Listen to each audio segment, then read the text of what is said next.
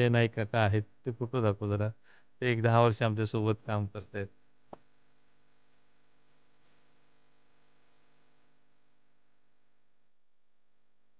तर सोमवारी आलेलो आहोत सर आणि आमची स्टडी टूर आहे. MSW सेकंड इयरचे स्टुडंट्स आणि आम्ही समन्वयक पगारे सर आणि मी इथे आले. दुःखच असू नये आणि असू नये ह्यासाठी काय कारणं आहेत आणि ते दुःख निवारण्यासाठी आपण काय करावं ह्या शोधात होतो.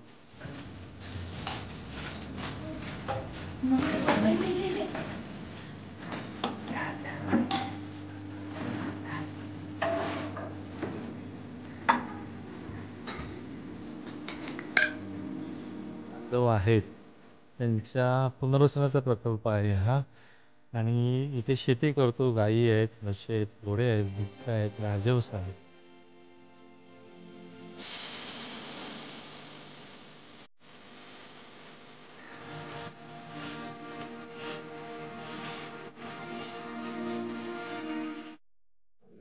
नमस्कार. आता आपण आहोत सिंधुदुर्ग जिल्ह्यातील पणदूर येथे, पणदूरच्या संहिता आश्रमात. आज संहिता आश्रमामध्ये आपण संस्थापक संदीप परब यांची सुद्धा भेट घेणार आहोत आणि त्याचसोबत संहिता आश्रममध्ये काय काय आहे, संहिता आश्रममधला विविध घटक काय आहेत आणि ह्याचे फीचर्स काय आहेत थोडक्यात ते आपण बघणार आहोत. आणि निराधारांना आधार देणारी संस्था म्हणून प्रसिद्ध असलेली ही संस्था, या आश्रमाचा आपण आता इथे आश्रमात आहोत. तिथून जो काही इथला जो सगळं जे घडामोडी आहेत, कामकाज आहे, ते कसं चालतं, यांच्याकडे आणखीन काय काय आहे, संहिता आश्रममध्ये निराधारांना आधार मिळतो ही गोष्ट आता आपण प्रसारमाध्यमातून किंवा सर्वत्र सगळेजण जाणतातच. त्याचसोबत त्यांच्याकडे असलेल्या आणखीन सकारात्मक कुठल्या गोष्टी आहेत त्याकडेही आपण जरूर लक्ष देऊया. आता आपण भेट घेणार आहोत त्यांचे संस्थापक संदीप परब यांची. आता इथे संदीप सर, आता आपण म्हटलं त्यांची भेट घ्यायची आहे. संदीप परब सर, आज तुम्ही रोजच्या तुमच्या दिवसाप्रमाणेच सुरू आहे. आज तुमची भेट घ्यायची आहे. आज आपण तुमचा आश्रम पाहायचा आहे. तत्पूर्वी आपले सिंधुनगरी न्यूज चॅनलवर तुमचं अगदी खूप स्वागत आहे. धन्यवाद सर. आज आपण आल्याबद्दल खूप खूप आभारी आहे. आपण हे सगळं जेव्हा आपला आश्रम बघायचा किंवा आश्रमाचे उपक्रम बघायचे, त्यापूर्वी एक तुम्हाला सांगू इच्छितो की विचारू इच्छितो की ह्या आता आश्रमाची जी आपण सर्वदूर कीर्ती झाली आहे, होते आहे, आणखीन वाढावी ही सुद्धा तुमचे प्रयत्न सुरू आहेत, लोकांचे सुद्धा सुरू आहेत जे तुमच्याशी निगडीत आहेत. तर ह्याची जी मूळ संकल्पना होती, हा जो मूळ त्यातला सगळ्यात, जेव्हा तुम्हाला पहिल्यांदा तुमच्या युवा वयात असेल किंवा तुमच्या लहानपणी असेल, हे कधी वाटलेलं? लहानपण खूप गरिबीत आणि आजूबाजूला दुःख बघतच वाढत गेलं. म्हणजे जगात दुःखच असू नये आणि असू नये ह्यासाठी काय कारणं आहेत आणि ते दुःख निवारण्यासाठी आपण काय करावं ह्या शोधात होतो. आणि खरं दुःख कुठे आहे तर तो रस्त्यावरचा निराधार बांधव दिसला मला आणि म्हणून मी ह्या फील्डकडे वळलो आहे. बरं, आज आता आपण तुमची सुरुवात करूया. तुमचा आश्रम पाहायला तुम्ही जरूर आपण दाखवू. तर आपण संदीप सरांबरोबर सगळ्यांचा जो संहिता आश्रम आहे त्याची आता आपण छोटीशी फेरी जी आहे ती आपण एक करणार आहोत. इथे आपण आता पाहू शकतो आहे की इथे आपण जर कॅमेरा नेला तर तिथे आता जे बांधव आहेत, निराधार बांधव आहेत, त्यांना इथे आणखीन आहेत, जवळपास 174 आहेत. आपण सर्वत्रच कॅमेरा नेऊ शकत नाही आहे, कारण तो जो गोपनीयतेचा सुद्धा काही प्रश्न आहे. त्यामुळे इथून आता आपण तिची फेरी आहोत. आणि त्याच्यात जसं आपण बोललो सुरुवातीला की ज्या आश्रमाच्या निराधार बांधवांच्या व्यतिरिक्तच्या ज्या आणखीन आपल्याला जे घटक आहेत त्याच्यावर आपण आज प्रकाश टाकूया. आता आपण आपण स्वागत कक्षाच्याच आपण जवळपास म्हणू शकतो असा हा लॉबी आहे, ती केलेली आहे नैसर्गिक पूर्णपणे. तुम्ही बघू शकताय वातावरणसुद्धा अतिशय सर्व बांधवांना आल्हाददायक शांततेचं असंच आहे. म्हणजे ही आता जी आता बांधव आहेत आणि हे आता जे वॉर्ड आहेत, एकूण किती वॉर्ड आहेत? इथे आता एकूण 6 वॉर्ड आहे. 6 वॉर्डमध्ये 2 महिलांसाठी आहेत, 2 पुरुषांसाठी आहेत, एक मेडिकल वॉर्ड आहे आणि एक मुलांसाठी वॉर्ड आहे. टोटल 6 वॉर्ड आहेत आमच्याकडे. आता हे आहेत ती आमचे जीवनानंद संस्था मुंबई, ठाणे, पालघर, सिंधुदुर्ग, रत्नागिरी आणि गोव्यातल्या 2 जिल्ह्यामध्ये कार्यरत आहे. आत्ता आमचे टोटल मुंबईत 4, सिंधुदुर्गात 3 आणि गोव्यात 2 असे टोटल 9 आश्रमाच्या माध्यमातून आम्ही सेवा देत आहोत. आत्ता आमच्याकडे 322 लोक सेवा घेत आहेत. त्यापैकी 80% जास्त हे रस्त्याचे निराधार आहेत. आता जेव्हा ही सेवा तुम्ही देत आहात त्यावेळी महिलांसाठी वेगळी स्वयंसेवक किंवा डॉक्टर्स अशी त्यांची नियुक्ती झालेली आहे काय? हो, हो. महिलांसाठी आणि पुरुषांसाठी नर्सेस आहेत, डॉक्टर्स आहेत, काउन्सलर आहेत आमच्याकडे, मेडिकल युनिट्स आहेत. बरेचसे ऑपरेशन्स आम्ही शासकीय तसेच प्रायव्हेट हॉस्पिटलमधनं करून घेतो आणि यामध्ये डॉक्टर मानसोपचार तज्ञ doctor Rupesh Dhuri, doctor Kaustubh Lele, doctor Priyanka Sahasrabuddhe, doctor Rupesh Patkar sir या चौघांचं मोठं योगदान आहे जे सिंधुदुर्गात ते मानसोपचार तज्ञ आम्हाला खूप मदत करतात. त्याच्यामुळे आत्ता आमच्याकडे मनोरुग्ण आहेत, वृद्ध आहेत, अपंग आहेत, मतिमंद आहेत, मुलं आहेत जी शाळेत जात आहेत, अभ्यास करत आहेत, सगळे बांधव आहेत सगळे. आता जी आपण ही इमारत पाहतोय, ही जी आता आपण जी इमारत पाहतोय ती आता नूतन इमारत आहे, नवीन इमारत आहे. यासाठी तुम्हाला विशेष कोणाचे प्रयत्न झाले? हां, यासाठी विशेष आभार मी माननीय वैभव नाईकांचे आभार व्यक्त करतो. त्यांनी स्वतः आमची चौकशी करून, आमची गरज ओळखून आपल्या स्थानिक विकास कार्यक्रमातून 25 लाख रुपये ची इमारत आम्हाला बांधून दिली. आता काही वेळातच किंवा काही 1-2 दिवसातच त्याचं उद्घाटन होईल असं अपेक्षा आहे. पूर्णत्वास आलेली आहे. मी आमदार वैभव नाईक यांचे खूप खूप आभार व्यक्त करतो. कारण असा माणूस दुःखाने गरजा शोधून स्वतःच्या जिथे मतदार एकही नसतानाही निधी देतो, हे विशेष आहे. तर खूप आभार. या दरम्यान कुडाळ मालवण विधानसभा मतदारसंघाचे सध्या आमदार जे विद्यमान आमदार आहेत त्यांचा त्यांनी आता उल्लेख केला होता. आणि आता आपण पाहूया की आणखीन आश्रमामधला जो भाग आहेत, या आश्रमामधला तुम्ही एक तुमच्या आश्रमातले हे वॉर्ड आहेत, या वॉर्डचं आपण हे घेणारच आहोत, त्याचा आढावा घेणारच आहोत. त्याचसोबत जो शेती आहे त्या संदर्भात मला जरूर सांगावं की याच्यामधली जी तुम्ही आश्रमाअंतर्गत शेती जो आहे तो काय आहे प्रकल्प, आपण तिथे तुम्ही नेणार का आम्हाला तिथे? हो, हो. जरूर, जरूर. काही प्रसाद भाऊ दुसरे जे परब ते झाले तरी आपण त्याला आमंत्रित करूया. कारण काय होतं की रस्त्यावर जे टाकलेले लोक आहेत ते आम्ही त्यांना उचलून घेऊन येतो. जखमा असतात, जखमातले किडे काढतो आणि त्यांना बरे करतो. आणि बरे केल्यानंतर नुसत्या आश्रमात सांभाळण्यापेक्षा त्यांचा काहीतरी उपयोग आश्रमसाठी म्हणा किंवा समाजासाठी होईल आम्ही प्रयत्न करतो. याच्याच माध्यमातून आमची गाई, म्हशी पालन आहे. इथे एक कुडाळ तालुक्याच्या जवळ किनवस म्हणून गाव आहे. त्या किनवसमध्ये आमचा शेती प्रकल्प आहे. तिथे आत्ता आम्ही विविध प्रकारची शेती केलेली आहे. भाजीपाला आहे, गोबर गॅस आहे, आमचे प्राणी आहेत काही. तर शक्य असेल तर तुम्ही आलात तर आमचं ऑलवेज वेलकम. आता आपण इथून संहिता आश्रमामधून पणदूरहून किनळोसला जाऊया, जिथे संहिता आश्रमाच्या काही रोपं उगवली आहेत, काही फळं असतील, काही शेंगा असतील, काही ते असे पोषक घटक जे आहेत संहिता आश्रमासाठी, ते आपण नक्कीच पाहू.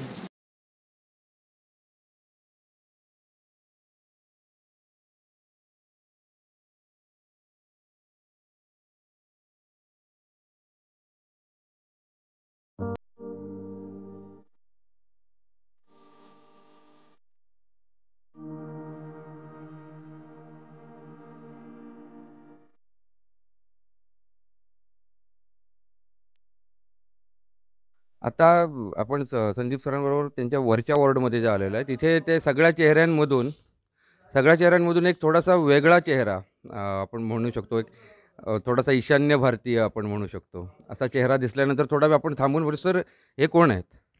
हे आपण एक भाऊ आहेत आमचेच, जे आम्हाला म्हापसा टॅक्सी स्टँडला भेटले.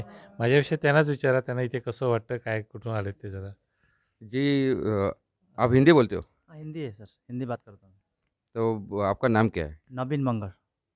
आप म्हापसा, मतलब यहाँ पे आपको संदीप सर ने, यहाँ पे आप कैसे आए? यहाँ पे सर ने उठा के लेके आया मेरे को। कब? क्योंकि मैं जब सर ने उठाया तो मैं उस समय लास्ट कंडीशन में था। तो यहाँ इधर आके मेरे को थोड़ा हैप्पी फील हो रहा है। तो आप अभी यहाँ पे कितने दिन से, कितने महीने से हो? अभी 1 महीना तो हो गया होगा लगता है ना सर? 1 महीना हो गया अभी तक। तो आपका कहाँ से हो आप? वेस्ट बंगाल, दार्जिलिंग। तो आपको वहाँ से यहाँ आना कैसे हुआ? नहीं, एक्चुअली मैं बहुत सालों से गोवा में काम करता हूँ, मतलब सीज़न करता हूँ। 6 मंथ लद्दाख में और 6 मंथ इधर गोवा में। तो जो अभी अभी आप खुद सीज़न क्या सीज़न का काम करते हो? मैं शेक लाइन में करता हूँ सर, जो बीच में होता है ना रेस्टोरेंट, उसी में काम करता हूँ। तो शेक में आप यहाँ से तो अभी आपको सर के साथ यहाँ पे आके सर का भी हाथ बटाना चाहिए। सर इतने सारे लोगों को काम कर रहे हैं, ऐसा कुछ लगता है क्या? Sir, I am ready to help him, no problem that. बघा हे आता संदीप सरांनी लावलेली ज्योत अशी आणखीन पसरते ते आपल्याला दिसतो. इथली स्वच्छता जशी आहे तशी आता ही मनं स्वच्छ करून आणि आणखीन स्वतः एक हॉटेल बार टेंडर असणारा नवीन हा आता संदीप सरांसोबत सुद्धा त्यांच्या सामाजिक कामामध्ये सुद्धा काम करू इच्छितो. सर हे एक मोठी गोष्ट ही तुमच्याकडे अशा प्रकारचे आणखीन सुद्धा जे पेशंट्स असतील त्याचं एक प्रातिनिधिक स्वरूप नवीन असावं. खरंच खरंच आहे. ते राजू बारसकर गेली 12 वर्ष आमच्यासोबत आहेत. जास्त जण हे आमचे दुसरे भाऊ आहेत, ते काका आहेत. हे काका इथे आपल्याला मदत करत आहेत. आमचे विजय नाईक काका आहेत. ते फोटो दाखव जरा. ते एक 10 वर्ष आमच्यासोबत काम करत आहेत. सगळे बांधव आहेत आणि माझे सहकारी आहेत, विश्वासू. त्यांच्यामुळे हा आश्रम वाढत चाललेला आहे. हा निराधारांचा एक बाबा स्ट्रॉंग एक परिवार बनतोय आणि हा जो स्ट्रॉंग परिवार आहे तो खरंच जे परिवार आहेत अनेक नातेसंबंध असतील त्याहीपेक्षा आणखीन म्हणजे ते जसे असतात तशीच एक समांतर तुम्ही एक सकारात्मक हे काय म्हणे परिवार उभारलेला आहे. हो, खरंच आहे ते.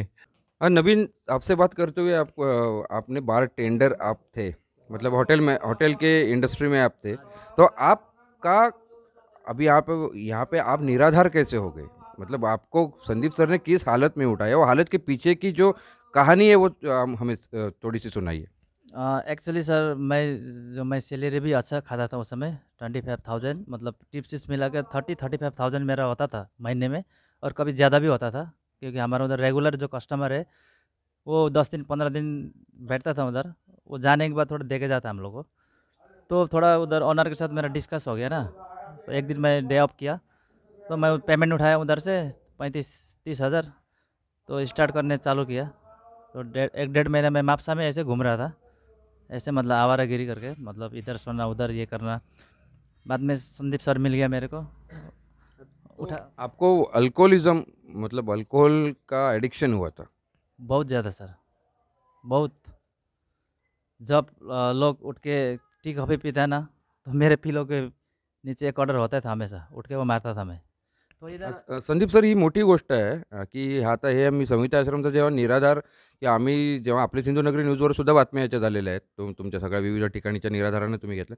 मग तुम्ही आता व्यसनमुक्त म्हणजे जी जी जी चळवळ आहे कारण जेव्हा तुम्ही उचलता तेव्हा माहिती नसतं की याची नेमकी कहाणी काय आहे. पण जेव्हा लक्षात येतं तेव्हा तुम्ही नाही बाबा हा अल्कोहोलिक आहे किंवा हा बाबा ड्रगवाला आहे त्याला लांब ठेवा ह्याला कुठेतरी वेगळीकडे पाठवूया असं होत नाही का?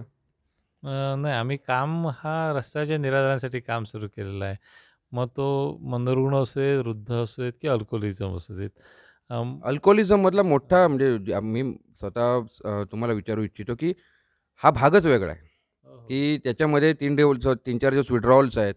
म्हणजे बाकीचे निराधार जर येणार ती गोष्ट एक वेगळी असेल, ती मेंटल स्थिती असू शकते. पण 3-4 दिवसांनी अल्कोहोलिक हा नॉर्मसीकडे येतो, माणसात येतो, व्यवस्थित माणसांमध्ये येतो. तर त्याची काही हानी शारीरिक परिस्थिती तशी झालेली नसते आणि 7-8 दिवसात खाऊन पिऊन तो परत व्यवस्थित मार्गाला लागल्यानंतर मग पुढे काय करता तुम्ही? खरं आहे. आत्ता आम्ही काय त्यासाठी स्पेशल मेडिसिन वगैरे काय देत नाही. पण डॉक्टर धुरीनं दाखवतो आणि आम्ही औषधं सुरू करतो. खरं सांगायचं तर ह्या सगळ्यांना औषधाबरोबर गरज आहे ती मायेची, प्रेमाची. जी साने गुरुजींनी प्रार्थना म्हटली, खरा तो एकची धर्म जगाला प्रेम, ती तंतोतंत आम्ही पाळण्याचा प्रयत्न करतोय. मी आणि माझे सगळे सहकारी. त्यामुळे आम्हाला हे यश मिळतं आणि हे यश एकदा मिळालं की मी हे जे भाऊ आहेत, बाकीचे बंधू आहेत, ते हे बिल्डिंग आश्रमची बिल्डिंग बांधण्यासाठी म्हणा किंवा आश्रमसाठी लागणारा भाजीपाला म्हणा, शेती म्हणा, गाई-गुरं सांभाळण्यासाठी, दूध काढण्यासाठी बऱ्यापैकी मदत करतात. त्यामुळे माणसाचं पुनर्वसन हा जो आमचा उद्देश आहे, तो सफल होण्याचा एक आनंद मिळतो. बरं होता होता अल्कोहोलिकाला आधार मिळतोय. मोठी गोष्ट आहे. अल्कोहोलिक्स अशी आहेत की घरातून, कुटुंबातून, समाजातून हे बऱ्यापैकी म्हणजे व्यसनी माणसांना टाळलं जातं, टाकलं जातं आणि त्याच्यामध्ये समाजाचा किंवा कुटुंबाचा दोष नसतो. हे जेव्हा त्या व्यक्तीला कळतं, त्यानंतर तो खऱ्या अर्थाने निराधार स्वतःला जेव्हा महसूस करतो असं म्हणतो, तेव्हा जीवन आनंद किंवा संहिता आश्रमसारखी जी संकल्पना आहे, ज्यामध्ये त्यांच्या हातांना काम मिळतं, जो बुद्धीला चालना मिळते, वैचारिक चालना मिळते, हातांना काम मिळतं आणि त्याचसोबत जेवण-खाण, आरोग्य या सगळ्याची सुद्धा इथे काळजी घेतली जाते. हा प्रकार हा संहिता आश्रमची ही बाजू माझ्या मते आज ही आणखीन उजेडात येते आहे. म्हणजे तुम्ही कुठल्या माध्यमाने आणली असेलच पूर्वी, मी नाकारत नाही. पण आम्हाला सुद्धा ही नवीन बाजू कळते आहे. त्यामुळे ह्या गोष्टीचा सुद्धा एक नवीन संदीप सर तुमच्या ह्या पैलूकडे सुद्धा, आश्रमाच्या ह्या पैलूकडे सुद्धा तुम्ही अशांसाठी तुम्ही काय आवाहन कराल? हो. अ, दारू पिणारा हा जन्मल्यानंतर आई कधी कोणाला दारू पाजत नाही. ती माया, प्रेम बरोबर त्याचं पोट भरण्यासाठी हे करतं. पण काही कारणामुळे म्हणा, संगतीमुळे म्हणा किंवा वाईट मित्रांच्या परिणामामुळे ते दारूकडे वळतात आणि दारू पिणं हा एक आजार आहे. हे जर समजलं तर त्याला आपण ॲक्सेप्ट केलं पाहिजे, त्याच्यावर उपचार शोधून काढलं पाहिजे. त्यामुळे त्या दृष्टीने प्रयत्न केला पाहिजे. मायेप्रेमाने आता हे जे बरेचसे बांधव आहेत ते रस्त्यावर पडलेले 7-8 वर्ष दारू पिऊन पडलेले होते माणसं. पण ते 4-8 दिवसानंतर ते दारू सोडतात. इथे सगळं माया, प्रेम मिळते, जेवण खावण मिळतच आहे. आपलं माणूस समजतात. त्यामुळे ते दारू सोडतात, प्रयत्न करतात, मनावर विश्वास ठेवतात. अल्कोहोलिक्स अनॉनिमसचे बांधव इथे कधी भेटी देतात का?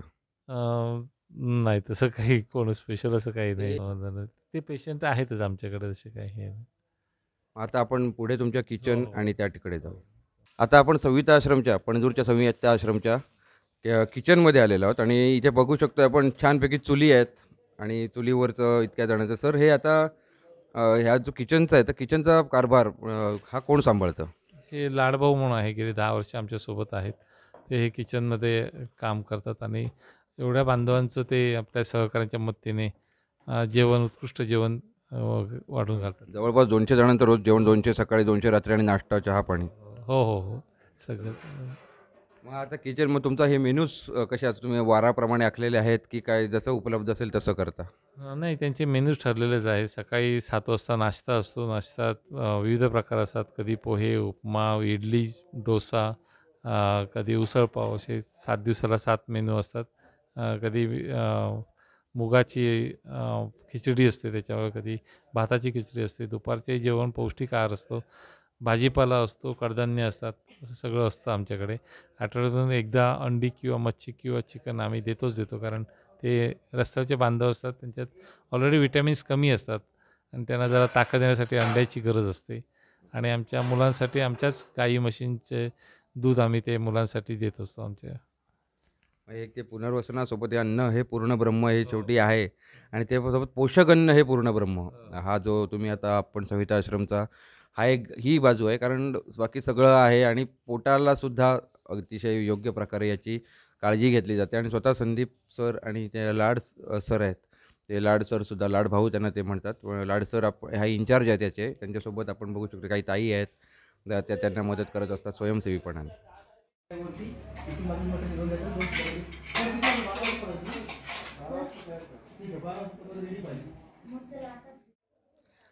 आता आपण जेव्हा संहिता आश्रमात आहोत, तो संहिता आश्रमामध्ये काही पाहुणे आपल्याला दिसलेले आहेत. आपण ते कोण आहेत पाहुणे नेमकं जाणून घेऊया. आपण कुठून आलाय आणि संहिता आश्रमाबद्दलची माहिती आहे तुम्हाला कशी मिळाली आणि आता संहिता आश्रमात आल्यावर तुम्हाला काय वाटलं? नमस्कार सर, मी प्राध्यापक doctor Farida Khan, doctor Babasaheb Ambedkar college of social work, Dhule इथून आम्ही आलेलो आहोत. आम्ही इथे सोमवारी आलेलो आहोत सर आणि आमची स्टडी टूर आहे. MSW सेकंड इयरचे स्टुडंट्स आणि आम्ही समन्वयक पगारे सर आणि मी इथे आलेलो आहोत. आणि इथं या संस्थेची माहिती अशी आहे की सर आम्ही मागील 5-6 वर्षांपासून या संस्थेला दरवर्षी भेट देतो आहे, कारण इथलं कामच अविस्मरणीय आहे आणि अद्भुत आहे. कारण रस्त्यावरती जी लोकं असतात आणि फक्त रस्त्यावरती जी लोकं आहेत त्यांच्यासाठीच नाही, तर मतिमंद असतील, बेघर असतील, तर ह्या सगळ्यांसाठी ही संस्था अतिशय तळमळीने काम करते. आणि त्याच्यामुळे आमच्या समाजकार्य महाविद्यालयातील विद्यार्थ्यांना जेव्हा ते प्रत्यक्ष फील्डमध्ये जाऊन सोशल वर्क करतात तेव्हा ह्या सगळ्यांची जाणीव असायला पाहिजे किंवा खरोखरच किती कष्टाने इथली सगळे स्टाफ असेल किंवा संदीप परब सर असतील तर हे किती कष्टाने काम करतात हे त्यांना व्हायला पाहिजे. आणि हे जाणीव होण्यासाठी मला असं वाटतं की सन्विता आश्रमपेक्षा दुसरं कुठलंही उदाहरण नसणार आहे. म्हणून आम्ही दरवर्षी या विद्यार्थ्यांना इथे घेऊन येतो. इथला अनुभव असा आहे सर की इथलं प्रशासन असेल किंवा इथला जो स्टाफ असेल तर हे तळमळीने काम करताना आम्हाला दिसतात. साहजिकच आहे की एखादी म्हणजे घाण असलेली व्यक्ती जरी आपल्याला दिसली तरी आपल्याला त्यांना हात लावायला तर सोडाच, पण जवळ जायला सुद्धा आपल्याला कसं तरी वाटतं. पण जेव्हा मी इथे येऊन बघतो की अक्षरशः शरीरावरती पडलेले किडे असतील किंवा त्यांना अंघोळ घालणं असेल तर ह्या सगळ्या गोष्टी जेव्हा एखादी व्यक्ती करते त्यावेळेला निश्चितच आपल्या मनात पण अशी भावना निर्माण होते की जर ते करू शकतात तर आपण का नाही करू शकत म्हणून. आणि म्हणजे आम्ही नेहमी म्हणतो की संदीप सरांनी तर एकदा आमचं हृदय जिंकलेलंच आहे, पण एकच हृदय अजून ते किती वेळेला जिंकणार आहेत ना. त्याच्यामुळे खरोखर खूप सुंदर त्यांचं काम आहे आणि त्याच्यामुळे आम्हाला सगळ्यांना म्हणजे आमच्यासहित सगळ्या विद्यार्थ्यांना पण प्रेरणा मिळते की इथून जाऊन त्यांनी सुद्धा असंच एक चांगलं काम उभं करावं म्हणून. धन्यवाद सर. तर हे होते धुळ्याहून आलेल्या सगळ्या MSW या भावी आपण म्हणू शकतो की भारताचं जगाचं सुद्धा आपण म्हणतो भविष्य असतात. आणि या MSWना सुद्धा भुरळ पाडलेलं व्यक्तिमत्व म्हणून संहिता आश्रमचे संस्थापक संदीप परब अशी त्यांनी त्यांची आणि पुन्हा पुन्हा ते हृदय जिंकतात. ते आणखी ये दिलावर कितने बार जीतोगे जीता हुआ देर असं सुद्धा सांगतात.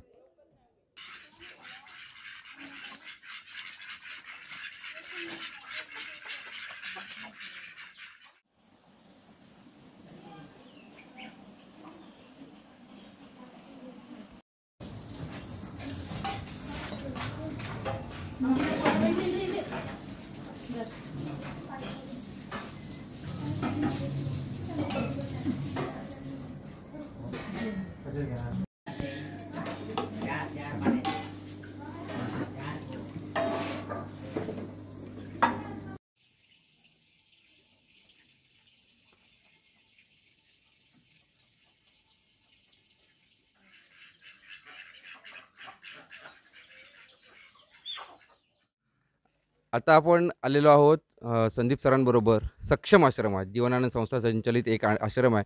सर, या आश्रमाचं वैशिष्ट्य काय? अ, या आश्रमामध्ये जे निराधार बांधव आहेत त्यांच्या पुनर्वसनाचा प्रकल्प आहे हा. आणि इथे शेती करतो. गायी आहेत, म्हशी आहेत, घोडे आहेत, बदकं आहेत, राजहंस आहेत. विविध प्रकारचे मच्छी पाळले जातात इथे. आणि हे सगळं नियोजन आणि जे गायी राखणं म्हणा, शेतीत मदत, हे सगळे रस्त्यावर ज्यांना निराधार म्हणून लोकांनी टाकलेलं आहे त्या बांधवांना उचलून आंघोळ घालून जखमातले किडेबिडे करून त्यांना योग्य करून बरे करून तिथे आणलेले आहे. माणूस म्हणून स्वावलंबनी स्वतःच्या हक्काचं काहीतरी आम्ही जेवतोय ही भावना त्यांना फील होते. तो आनंद मोठा असतो आमच्यासाठी. हे याचं वेगळेपण आहे. आता हे आपण ऑन फील्ड आश्रम बघूया. हो, हो, जरूर. आता आपण तो आश्रम बघूया.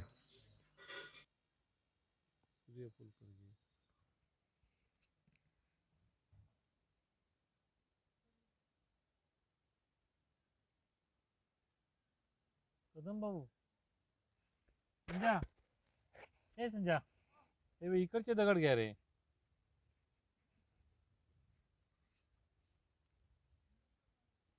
इकडे इकडे या. आता हा हा. आता प्रत्यक्षात आपण इथे आलेलो आहोत शेती भाजीपाला शाश्वत प्रकल्प. आता ही एवढी ग्रीनरी आहे, पूर्णपणे सगळ्या भाज्या आहेत, केळी आहेत, इथे भोपळे आहेत, आणखीन काय काय सर सांगतीलच. सर, आता प्रत्यक्ष आपण तिथेच छान कुटी पण आहे इथे आपल्याला बसायला. तर त्या प्रकल्पाबद्दल आपण जरूर एक छोट्याशा माचावरच बसून गप्पा मारलेल्या बऱ्या पडतील. सर, आता ही संकल्पना सुद्धा पुन्हा विचारतोय की निराधारांचा जो हा हिरवा आधार म्हणतो मी, निराधारांचा हा हरित आधार कसा सुचला? काय होतं की रस्त्याच्या बांधवांना एकदा बरं केल्यानंतर, आश्रमात संहिता आश्रम आणल्यानंतर बरं केल्यानंतर त्यांच्या हाताला काहीतरी काम पाहिजे. आणि काही जणांचं शिक्षण नसतं, काही मंदरुग्ण असतात, काही ड्रिंक केले असतात. त्यामुळे कोयता देताना विचार येतो, हातात सुरी देताना विचार येतो, किंवा सुई देताना, शिवणकाम करताना विचार येतो. मग चला शेतीकडे वळूया आणि आपल्या कोकणात बऱ्यापैकी पाण्याची उपलब्धता आहे, जमिनी ओस पडलेल्या आहेत. त्यातूनच आम्ही हे अ, हिरलोक गावाच्या बाजूला दिगस आणि हिरलोकच्या मध्ये किन्नौस एक छोटंसं गाव आहे. इथे आत्ता मी 1 एकरवर भाजीपाला केलेला आहे. इथे भाजीपाल्यामध्ये आत्ता आमच्याकडे सूर्यफूल आहे, मका आहे, दुधी भोपळा आहे, भोपळा आहे, लाल भाजी आहे, पालक आहे, वाली आहे, अ, वाल आहे. अ, विविध प्रकारची भाजी इथे आम्ही मोहरी आहे, कोथिंबीर आहे. विविध प्रकारच्या भाजीपाला आम्ही करतो आणि हे सगळं जे आहे ते कल्याणी टेक्नोफोर्ज पुणे प्रायव्हेट लिमिटेड यांच्या सहयोग ट्रस्टच्या माध्यमातून त्यांनी आम्हाला खूप सपोर्ट केला. म्हणून आम्ही हे सगळं करू शकलो. त्यामुळे एक एक त्रिवेणी संगम आहे. जीवनानंद संस्था, निराधार बांधव आणि कल्याणी टेक्नोफोर्ज या सगळ्यांच्या एकत्र प्रयत्नाने एक छानपैकी हिरवागार प्रदेश आपल्याला परिसर तुम्हाला दिसू शकतो. ह्या करताना जे आता इथे किती जण बांधव आपले आणि किती जण तुमचे संस्थेचे स्वयंसेवक आहेत? एक संस्थेचे सेवक 1-2 असतात. एक महिला, पुरुष रात्रीचं अ, आणि दिवसा काही गरजेनुसार आम्ही इथे स्टाफ आणत असतो, सहकारी आणत असतो.